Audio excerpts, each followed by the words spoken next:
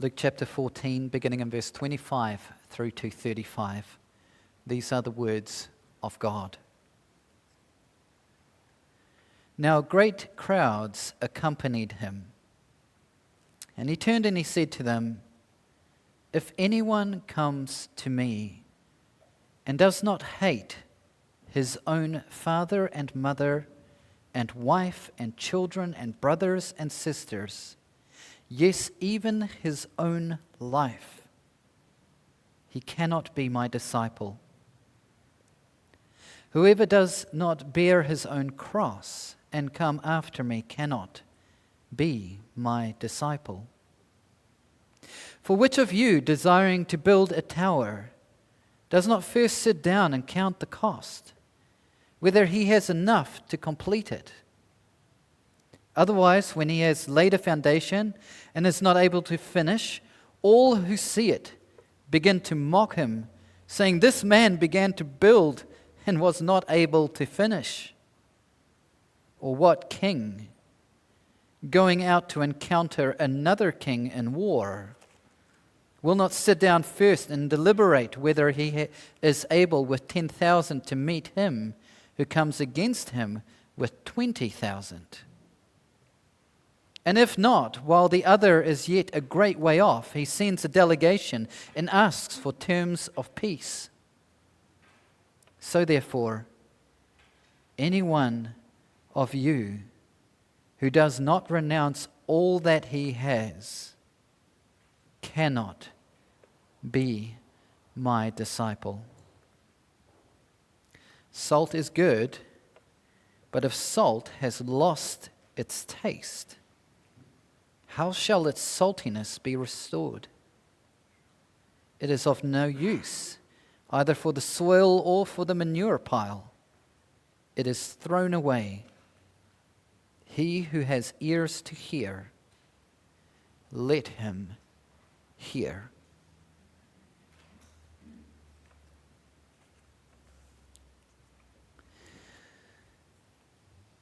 Look, do you ever find yourself hovering in shopping aisles trying to figure out if the item that you desire to buy could be bought for a cheaper price? Do you ever find yourself just in a supermarket or in a shop somewhere, just hovering there going, "Gosh, I wonder if I can get this item cheaper"? Maybe you're thinking to yourself, this toaster might be on sale in a week. Or maybe if I searched online, I could find it cheaper somewhere else. You know, we hustle for a bargain. We don't like to pay full price.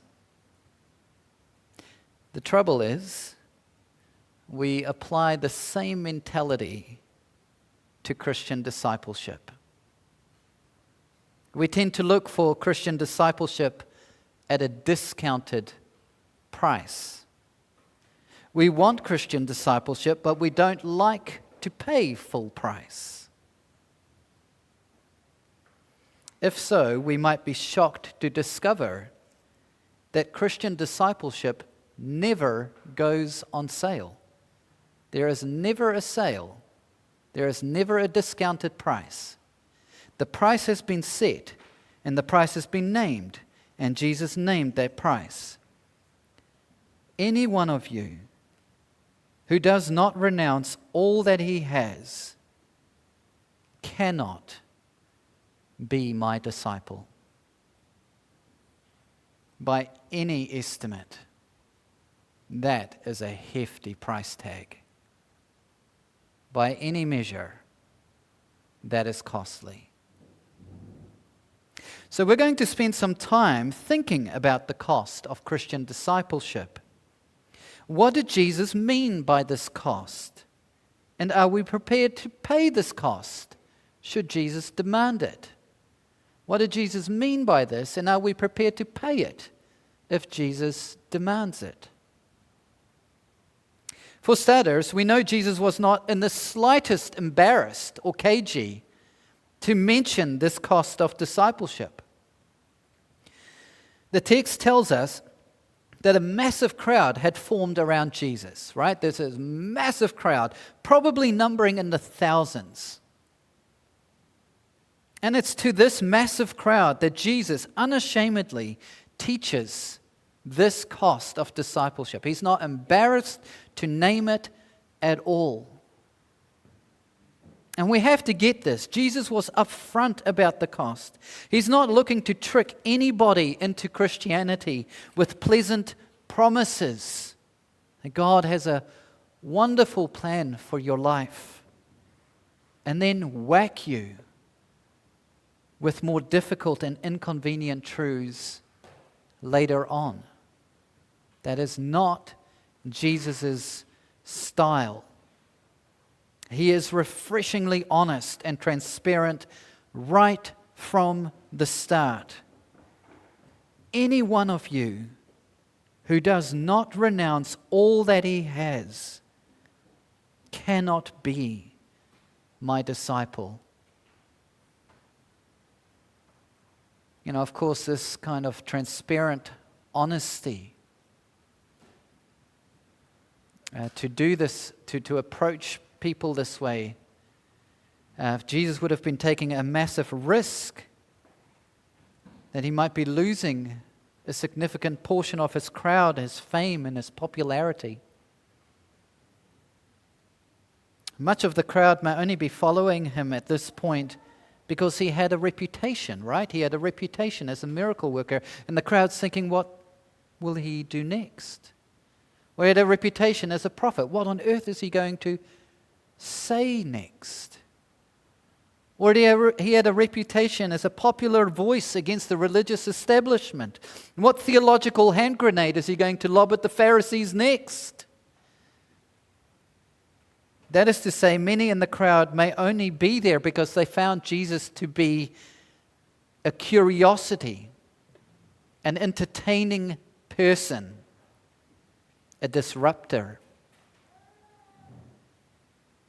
But will they still follow him when he starts to make absolute demands on his life?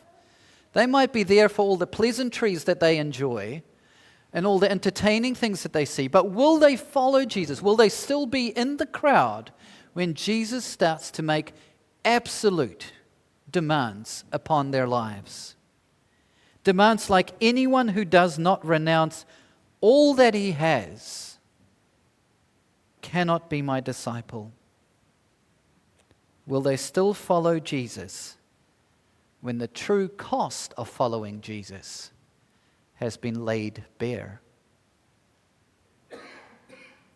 These are relevant questions. Over the years, I've met people, interesting people, people who were also interested and captivated in Jesus. They seemed willing to think about Christian faith more seriously, but once Jesus' demands started to encroach upon their lifestyle and their habits and their interests, suddenly Jesus became less of a feature, until eventually Jesus just didn't feature in their lives at all. And maybe you've known people like this in your life as well. People who dropped off the radar of Christian faith because the full cost of following Jesus became more than what the person was willing to spend.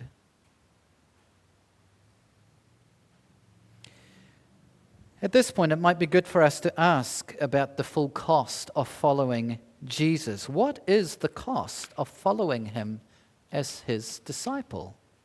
What does it cost you? What does it cost me? In several verses, Jesus talked about the cost of discipleship by saying something like this. He said, if you remain unwilling to do such and such, you cannot be my disciple. If you can't do this, you can't be my disciple, at least not yet. And one such demand is found in verse 26. If anyone comes to me and does not hate his own father and mother and wife and children and brothers and sisters, yes, even his own life, he cannot be my disciple. If that statement doesn't shock you, I just suggest that you check your pulse to see if you're alive and awake. It is shocking. It's terrifyingly shocking. Because to many of our ears, we just heard Jesus command hate. He commands it. We hardly know what to do with a statement like that when we think of Jesus, let alone help someone who might be stumbling across this teaching for the very first time. It is a shocking thing to hear Jesus say. So what did Jesus mean by these very strong words of hate? And how do we come to terms with Jesus' teaching here without dulling the sharp edge of his demand? I'm convinced that Jesus was using an idiomatic expression, a way of expressing preference. Follow me on this. Follow me on this. It was much more common in the ancient days to talk this way with a particular point being made that you preference your loves than it is for us. But follow me here. He's not saying you are to deliberately hate your family and your own life. But he is saying that if you are going to follow him as his disciple, as the disciple who is learning to love God and to love others as God intended, then all other loves have to be reordered underneath a much bigger love, a love for God. Professor Darrell Box said this much better than I am able to. He said, the idea is not that we should hate our family or lives, but that in comparison to Jesus, if we are forced to choose, the winner in that choice must be Jesus. This is how the idiomatic expression works. That in comparison, if we are forced to choose, the winner of that choice must be Jesus. And that is a challenge. It is a challenge for everyone. It is a challenge for me. I love my family. I love my friends. Feel free to substitute whatever you love instead of family and friends. But listen to what Jesus is saying here. If my love for my family or my friends or whatever else is bigger than my love for God, then my family or friends or whatever else has become like a god to me, because they have become the objects of my deepest devotion and affection. They are the thing that I functionally live for and orientate my life upon.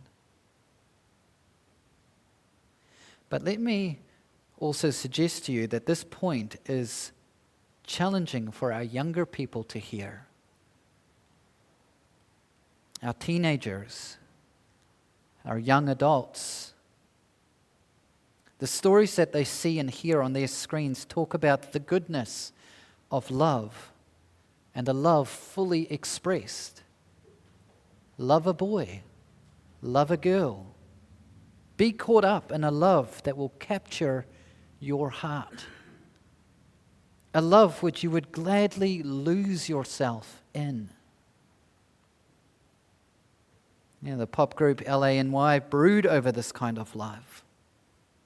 I'll sell my soul, sell my guitar. Sleep in the back of a beat-up car. Girl, just tell me what I have to do. I'll do anything for you. And Jesus says it is true that there is a love that you could gladly lose yourself in. There is a love in which you could gladly lose yourself in.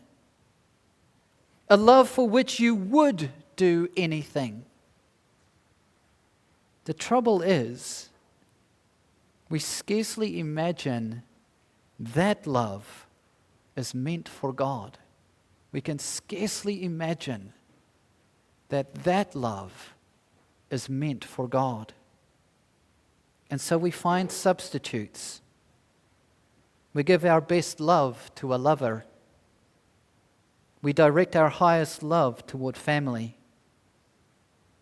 or we keep our deepest love for ourselves, hoping that these objects of our love would satisfy and save our souls.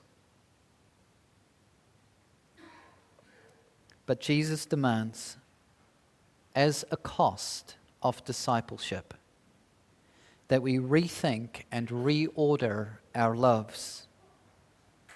That in comparison to everything else, a love for God is prioritized. That in comparison to all the other avenues in which you spread your love, that a love for God is prioritized. And then, and only then, will other rightful loves make sense and grow in proportion to our love for God. C.S. Lewis understood this and he commented on this. He's thinking like this kind of love for God, it's not like your love is like a reservoir and then when you spread it out, like there's not enough to go around for God and for everybody else. It's not like Vegemite, right? It's not going to run out on you. Love, when it is properly apportioned to God, it lifts every other kind of love into its fullness and what it's meant to be. Okay? It's not going to run out on you if you set it upon God. It's not like you're not going to have enough to give to your friends and your family, but you're finally going to have the right amount to give to your friends and family. And C.S. Lewis said it this way.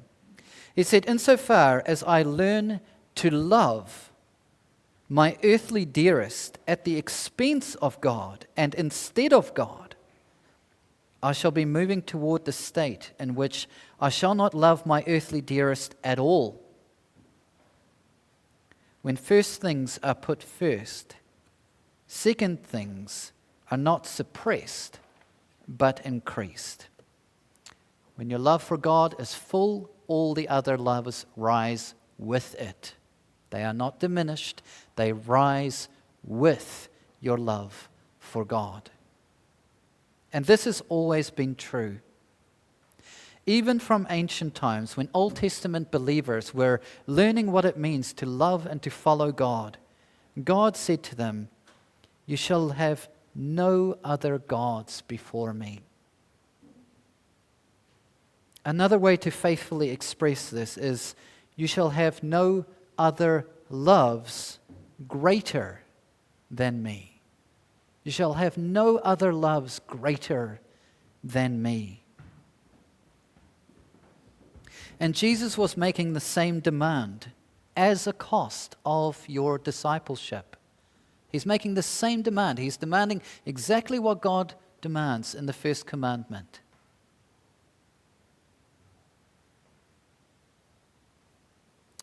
That all other loves, love for family, love for your own life, love for whatever is right and good, must step back from competing for your highest love, which is your love for God. This is the cost of discipleship. And yet it's not the only cost of discipleship. It's a big cost. It's a huge cost. But it's not the only cost of discipleship. Jesus also said, "Whoever does not bear his own cross and come after me cannot be my disciple." In modern usage, we've hijacked and domesticated that phrase quite a lot, haven't we? Pope Leo recently said that his election was his cross to bear. And celebrities call their fame their cross to bear. We say things like this all the time nowadays, that, "Oh, well, that's my cross to bear." But in Jesus' day, bearing your cross only meant one thing. There was only one thing it meant: Roman execution, death. So when Jesus says you have to bear your cross, he has only one thing in mind. Everyone would have understood it that way. The only time they see people bearing a cross is when they were about to be tortured to death on a cross. That's the only context for this in the ancient world. To bear your cross is to be on the way to execution. It is the kind of thing you desperately try to avoid, if at all possible.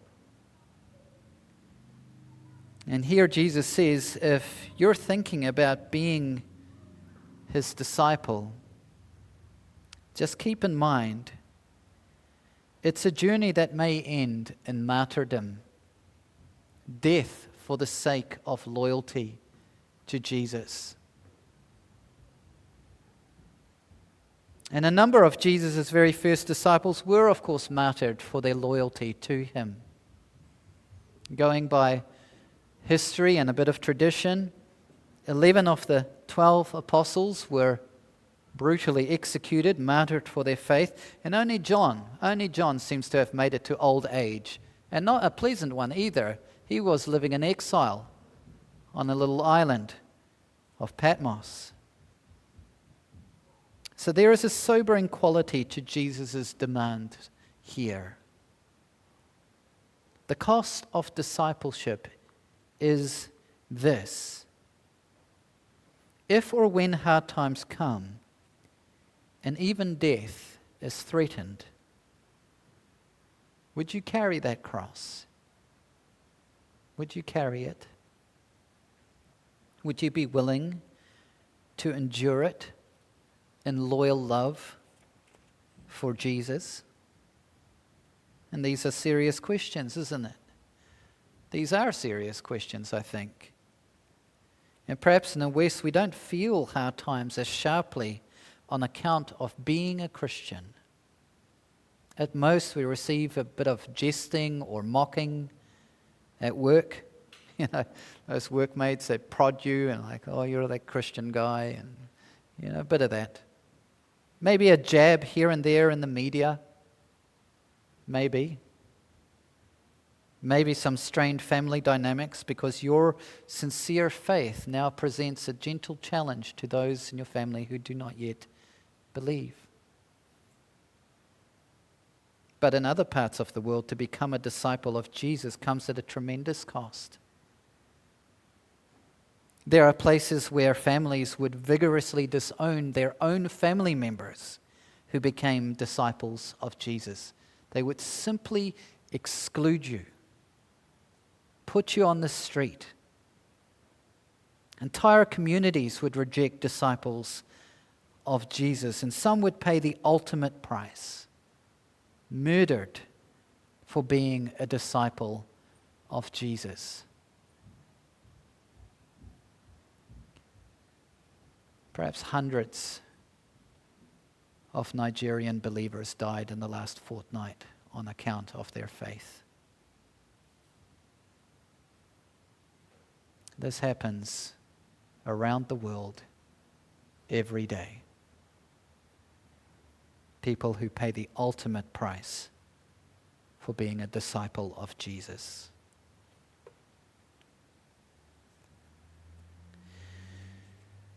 And Jesus is being honest and transparent about this. This is not the stuff that he hides in the fine print down the bottom. This is not an appendix way down the back. This is up front. This is information that you need to know before you get started. Embracing him and believing in the salvation that he offers, and then following him as a disciple, could make your life very difficult. It could mean family disunity, it could mean persecution, it could even mean your death. So think carefully about this. Make sure that you know what you're getting into before you get into it. Know what you're getting into before you get into it. And that's a real blind spot that we need to double check. Sometimes we get into a thing without having fully budgeted for what we're getting ourselves into, don't we? And I don't think there's really any way around this in life. I don't think that everything that you get yourself into, you're always going to have it all figured out before you get started. Ask someone who's married, did you know everything about the person you married before you married them? Doubt it. Ask someone who has built up a company or refined their career, did you know every detail about your work before you got started? I don't think they did. I don't think anyone does. There are many big life decisions which we make, which require us to take a step forward without knowing everything there is to know. But as far as possible, Jesus says, be forewarned. Just as far as it's possible, just be forewarned. If you're thinking about being his disciple, make sure you know what you're getting yourself into before you get into it. At least know that there will be a cost. At least have that in mind, that there will be a cost. At this point, Jesus switches to some illustrations of a builder and a king, and they both lend themselves to the same point. So I'm only going to think about the builder at this part. And Jesus said, for which of you, desiring to build a tower, does not first sit down and count the cost, whether he has enough to complete it? And it's a very good question to ask, isn't it? I suppose anyone who has done any building or renovation work will tell you how quickly cost can sink a project. The TV show Grand Designs is very famous for this, and I love that show. At the beginning of each episode, Kevin MacLeod would ask the people doing this grand build, he would ask them, so how much is this going to cost? What's your budget? And they'd have a budget in mind and so on and so on. And then the show would finish and they've done their project and Kevin would sit down with them again. And so how much did all of this cost? And that's always the fascinating and revealing part of the show, isn't it? Did they budget correctly? Did they understand what they were getting themselves into before they got into it? And seldom they did. I can't even remember a show where someone said it came in under budget. It cost us less than what we thought it would. It's always more. And Jesus likens this to the cost of discipleship. Do you know what you're getting yourself into before you get into it? Or are you strolling into discipleship carelessly, without giving thought to the personal cost or the difficult expense of renouncing all your disordered loves? And man, some of those prices hurt, don't they? Being out of pocket that way for discipleship hurts sometimes, doesn't it? That I have to give something up because Jesus demands it. Do I love him enough to do it?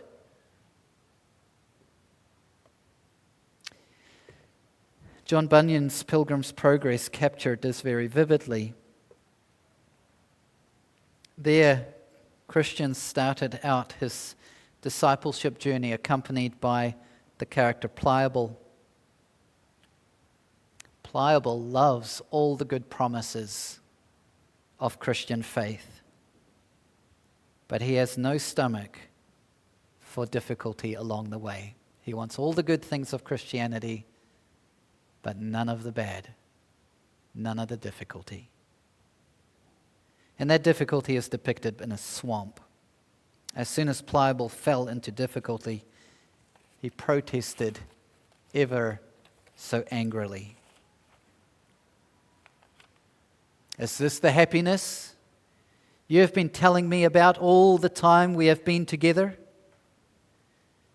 If we have this much difficulty at the beginning of our journey, what may we expect between now and the end of our journey?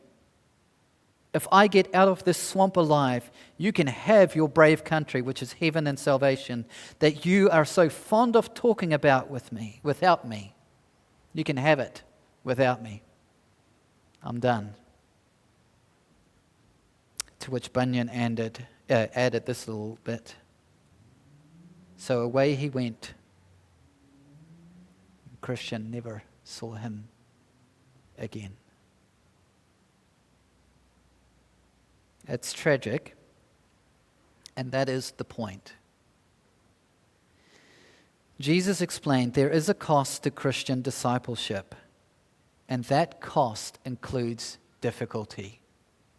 There is no way around that fact. We cannot have Christian discipleship at a discounted price. It will never, ever go on sale. So budget for the fact that there will be difficulty. The reordering of your loves, the bearing of our cross, the renouncing of our unwise loves. The cost is real. Any one of you who does not renounce all that he has cannot be my disciple. So know what you're getting yourself into before you get into it. As we close, we might be asking ourselves, how does this teaching apply to me? And what am I supposed to take away from this today? And that's a thoughtful question. Firstly, if you're new to Christianity, perhaps you're just making some inquiries, you're asking some questions, getting to know what Christianity involves, its beliefs, its practices. Jesus is of tremendous help to you here. He hides nothing from you. He doesn't lure you into his camp under false pretenses. He tells you right here in this text, there will be a cost to being his disciple. It may cost you friendships. It may cost you your life. So think on that before you make your decision. It's an important decision, so think on it before you make it. Secondly, maybe you've been a Christian for quite some time, but over the years, you've become unserious about being a disciple of Jesus. Don't get me wrong, you still come to church, you still pay your tithe, you still keep up appearances in the neighborhood and the workplace, but you're coasting. You're coasting in your discipleship, gliding on autopilot, hoping that the years of previous effort has given you enough momentum to cross the finish line. All I ask of you is that you meditate seriously on Jesus' words. Salt that has lost its saltiness is of no use. It is thrown away. That is a challenge. Lastly, I want all of us to know that Christian faith and salvation is not like a transaction. If you successfully pay this cost of discipleship, God will give you salvation in return. It is not a transaction in that regard. That would be to upend all that Jesus has recently taught us about a Father who sets his table, invites his guests to feed at his expense and to enjoy his generous hospitality. That is a true depiction and description of the gospel. It is God who makes the feast. It is God who invites his guests. It is God who carries the expense. And it is God's hospitality that we enjoy. We brought nothing. It is a gift. It is a free gift. It is entirely a free gift of God's grace. Yet in another sense, being a Christian will cost you everything. Becoming a Christian will cost you nothing. Being a Christian will cost you everything. A changed life and reordering of your loves. Experiencing this change of reordering your life and your love is proof that we are indeed feasting at the table of salvation and that we are enjoying the hospitality of a gracious Father who generously gives us everything to enjoy. Let's pray.